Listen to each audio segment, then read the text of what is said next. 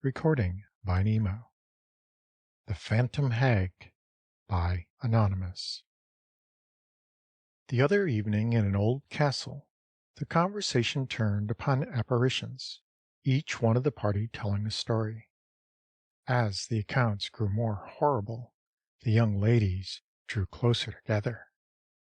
"Have you ever had an adventure with a ghost?" said they to me. "Do you not know a story to make us shiver? Come, tell us something." "I am quite willing to do so," I replied. "I will tell you of an incident that happened to myself. Toward the close of the autumn of 1858, I visited one of my friends, sub-prefect of a little city in the center of France. Albert was an old companion of my youth, and I had been present at his wedding. His charming wife was full of goodness and grace. My friend wished to show me his happy home, and to introduce me to his two pretty little daughters. I was feted and taken great care of. 3 days after my arrival, I knew the entire city, curiosities, old castles, ruins, etc. Every day about 4 o'clock, Albert would order the phaeton, and we would take a long ride, returning home in the evening. One evening my friend said to me, "Tomorrow we will go further than usual. I want to take you to the Black Rocks. They are curious old druidical stones on a wild and desolate plain. They will interest you. My wife has not seen them yet, so we will take her." The following day we drove out at the usual hour. Albert's wife sat by his side. I occupied the back seat alone. The weather was gray and somber that afternoon, and the journey was not very pleasant. When we arrived at the Black Rocks, the sun was setting. We got out of the phaeton, and Albert took care of the horses. We walked some little distance through the fields before reaching the giant remains of the old Druid religion. Albert's wife wished to climb to the summit of the altar, and I assisted her. I can still see her graceful figure as she stood draped in a red shawl, her veil floating around her. "How beautiful it is! But does it not make you feel a little melancholy?" said she, extending her hand toward the dark horizon, which was lighted a little by the last rays of the sun. The afternoon wind blew violently, and sighed through the stunted trees that grew around the stone cromlechs. Not a dwelling nor a human being was in sight. We hastened to get down, and silently retraced our steps to the carriage. "We must hurry," said Albert. "The sky is threatening, and we shall have scarcely time to reach home before night." We carefully wrapped the robes around his wife. She tied the veil around her face, and the horses started into a rapid trot. It was growing dark. The scenery around us was bare and desolate. Clumps of fir trees here and there, and furze bushes formed the only vegetation. We began to feel the cold, for the wind blew with fury. The only sound we heard was the steady trot of the horses and the sharp, clear tinkle of their bells. Suddenly I felt the heavy grasp of a hand upon my shoulder. I turned my head quickly.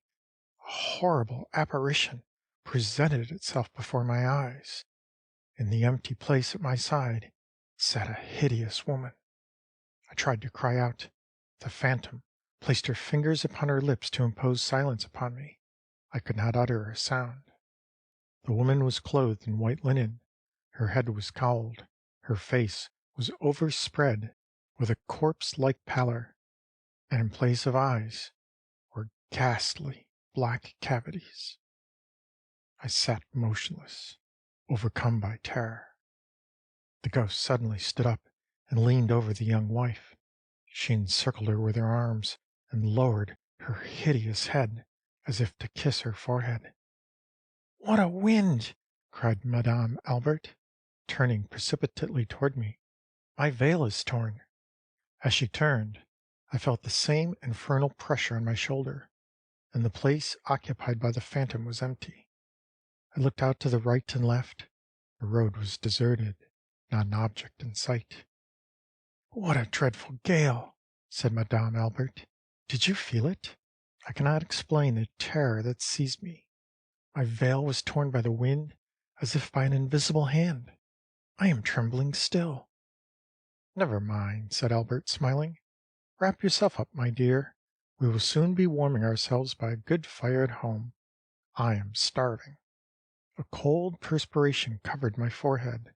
A shiver ran through me. My tongue clove to the roof of my mouth, and I could not articulate a sound.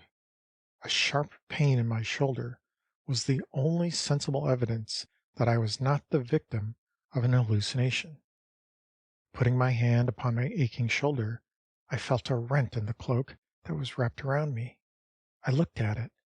5 perfectly distinct holes, visible traces of the grip of the horrible phantom. I thought for a moment that I should die or that my reason should leave me. It was, I think, the most dreadful moment of my life. Finally I became more calm. This nameless agony had lasted for some minutes. I do not think it is possible for a human being to suffer more than I did during that time.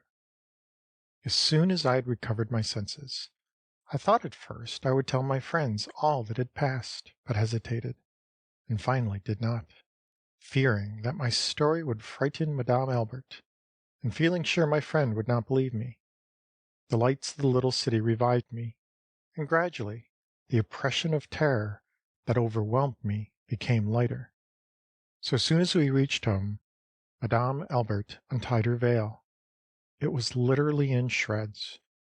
I hoped to find my clothes whole and prove to myself that it was all imagination, but no, the cloth was torn in 5 places, just where the fingers had seized my shoulder. There was no mark, however, upon my flesh, only a dull pain. I returned to Paris the next day, where I endeavored to forget the strange adventure, or at least when I thought of it, I would force myself to think it an hallucination. The day after my return, I received a letter from my friend Albert. It was edged with black. I opened it with a vague fear. His wife had died the day of my return. End of The Phantom Hag.